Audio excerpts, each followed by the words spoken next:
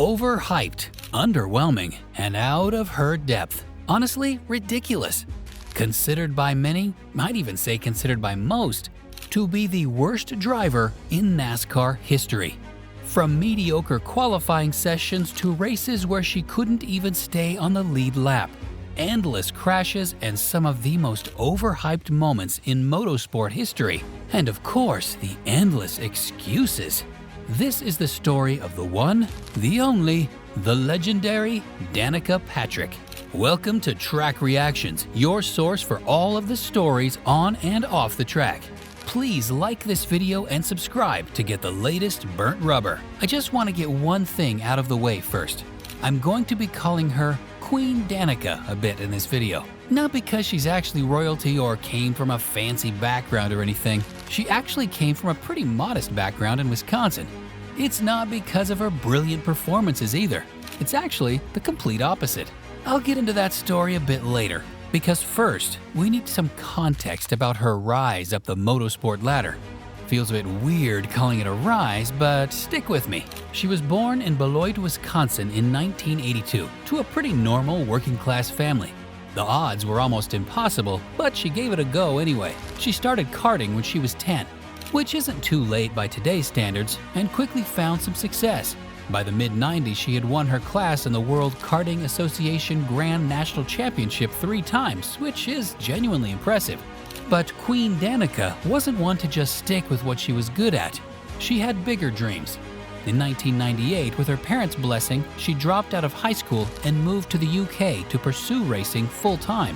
Brave move, you gotta give her that. She spent 3 years there competing in Formula Vauxhall and Formula Ford, with her best result being second in the 2000 Formula Ford Festival at Brands Hatch. To be fair, that's actually a really solid achievement.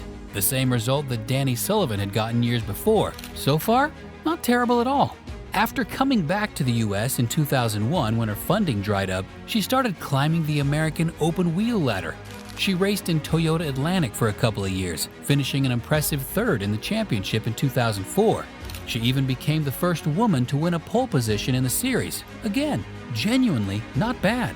In fact, so far you might be thinking, this doesn't sound like the worst driver ever. And you'd be right, because Queen Danica actually had some legitimate talent in open wheel racing. The year is 2005, and Danica makes her big IndyCar debut with Ray Hall Letterman Racing. She starts making waves immediately, not necessarily because of her driving, but because she became an absolute marketing sensation. She qualified 4th for the Indy 500 that year, led 19 laps during the race, becoming the first woman to lead laps at the Brickyard, and finished 4th. Again, objectively impressive. She won Rookie of the Year for both the Indy 500 and the IndyCar series. Fair enough, solid debut season. In 2008, she even managed to win a race, the Indy Japan 300, becoming the first woman to win in IndyCar. But let's be honest about that win. It was a fuel mileage race where all the leaders had to pit, and she basically lucked into it. But hey, a win's a win, right? During this time, Danica was becoming way more famous for her looks than her driving. She was posing for FHM, Sports Illustrated, and various other magazines. She was appearing in Super Bowl commercials for GoDaddy and quickly became the most marketable figure in American motorsport, despite having, checks notes, 1 win in 6 seasons. But this next move is where things get really interesting. In 2010, while still racing IndyCar, Queen Danica made the very strange decision to start dabbling in NASCAR, running a particular schedule in the Nationwide Series, now Xfinity. I'm calling it strange because it wasn't a logical step forward on her career ladder. In fact, it wasn't a step forward at all. It was basically her admitting, I've peaked in IndyCar, so let me try something completely different where my lack of results will be excused because I'm new. To absolutely no one's surprise, she struggled massively. In her debut race at Daytona, she got caught up in a 12-car crash and finished 35th. In her 3rd race at Las Vegas, she collided with Michael McDowell on lap 82 and finished 36th. The pattern was forming. Her best finish of the year came at the season-ending race at Homestead, Miami, where she came in 19th. Absolutely nothing to write home about. But somehow, Against all odds, all logic, and against everything you could possibly predict, she kept getting high-profile opportunities. In 2012, she went full-time in NASCAR, racing a full nationwide series schedule with JR Motorsports and a partial Cup Series schedule with Stewart-Haas Racing, in partnership with Tommy Baldwin Racing. Yes, you heard that right. Despite showing basically zero aptitude for stock car racing, she landed one of the most coveted seats in NASCAR. And people wonder why some call her the most overhyped driver in history. Look, I'm not saying she didn't try hard, she clearly did.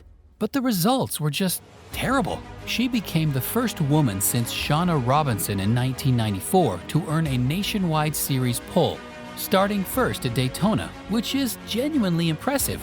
But we all know restrictor plate qualifying is almost a lottery.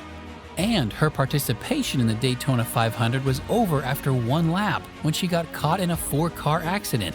The Queen's Cup Series career was off to a blazing start.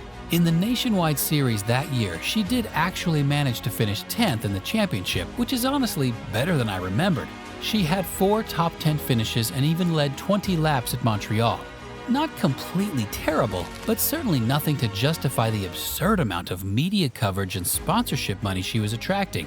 The moment everyone had been waiting for came in 2013, Queen Danica's first full-time Cup Series season. And, to her credit, she started it with a bang, becoming the first woman to win the pole for the Daytona 500. She ran strongly in the top 10 for most of the race, but fell back from 3rd place in the final 3 laps to finish 8th. Not a bad debut at all. She even led 5 laps, joining a small club of only 14 drivers who have led both the Daytona 500 and Indianapolis 500. But that was literally the high point of her entire NASCAR Cup career. The next 28 races, she failed to finish in the top 15. Not top 5, not top 10, top 15.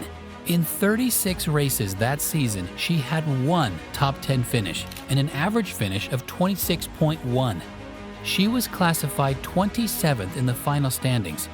For context, there are only 43 cars in a Cup field. She was basically running in the back quarter of the field every single week, and it didn't really get better. In 2014, she managed 3 top 10 finishes, with her best being 6th at Atlanta, which admittedly did break Janet Guthrie's record for the best finish by a woman in the Cup Series. So there's that. But she still finished 28th in the championship. In 2015, she got 2 more top 10s and improved slightly to 24th in the standings. Progress, I guess? The 2016 season saw her maintain 24th in the points, but her best finish was only 11th all year. That's right, not a single top 10. This woman was driving for Stewart-Haas Racing, one of the absolute top teams in NASCAR, with the best equipment money could buy, and couldn't crack the top 10 once in 36 races. But somehow kept her ride. But the worst part of her NASCAR career wasn't just the lack of results, it was the crashes. So many crashes. At Bristol in 2011, she got loose and spun out from contact with Ryan Truex, then had the audacity to confront him about it when it was completely her fault. At the 2013 Daytona 500, she was caught up in a wreck. At the 2014 Daytona 500, she was clipped by Eric Almirola and sent into a wall that didn't even have a safer barrier, finishing 40th. At Talladega in 2016, she had a massive crash with Matt Kenseth that was so bad she needed a chest radiograph afterwards. Her very last Daytona 500 in 2018 ended on lap 102 when she was caught up in another multi-car accident. Fitting end, really. In her entire NASCAR Cup Series career spanning 191 races, she had exactly 7 top 10 finishes. That's a 3.6% rate. She led a total of 64 laps out of approximately 55,000 that she competed in. That's about 0.1%. And she never finished a single season higher than 24th in the standings. But here's the thing that makes her truly the worst NASCAR driver of all time: her opportunities to results ratio. She had everything handed to her on a silver platter. The best teams, the best equipment, the best sponsors, the most media attention. And she delivered virtually nothing in return. At least other worst drivers ever contenders were driving for backmarker teams with no budget. Queen Danica was in championship caliber equipment and still couldn't crack the top 20 in points. But at the end of the day, it's really hard to totally blame Danica. She was marketed as the female racing messiah who was going to revolutionize the sport and show all the men how it's done. The hype train started rolling and she could never live up to those expectations. It wasn't entirely her fault that the media and sponsors built her up to be something she wasn't. The fact is, she became more of a celebrity than a racing driver. She appeared on CSI New York, voiced a character in Sonic the Hedgehog video game, hosted the ESPYs, and has her own podcast. She was on more Super Bowl commercials than any other celebrity in history, 14 in total. She dated NFL superstar Aaron Rodgers. She clearly succeeded in building a brand and a career beyond racing. And good for her, honestly. But when we're talking purely about racing ability, particularly in NASCAR, there's simply no argument to be made that she was anything but terrible. Her statistics are among the worst ever for a driver in top-level equipment, but at least Danica gave us some moments to remember, even if they were few and far between. She gave us that Daytona 500 pole, that 8th place finish, and that historic 6th at Atlanta. She gave us those ridiculous GoDaddy commercials. And she gave us plenty of crashes to make highlight reels out of. At the end of the day, it's not entirely clear how she managed to get as high as the Cup Series and stay there for 5 full seasons despite such poor performance. There are plenty of theories out there, mostly centered around her marketability and sponsor appeal rather than her driving ability. The one thing we do know is that she was terrible in NASCAR. She shouldn't have had the chance to drive a Cup car in the first place. And don't ever get me started on her having the privilege of driving for a championship caliber team like Stewart-Haas. There are so many drivers out there with insane skill, talent, and potential that deserve those seats 100 times more than Queen Danica. So it's always frustrating to see these opportunities wasted on someone who is never going to succeed in NASCAR in the first place. But if the reality is that motorsport is as much about marketability as it is about raw talent, maybe Danica Patrick wasn't the worst NASCAR driver of all time. Maybe she was actually the best. At playing the game, nah, she was still terrible.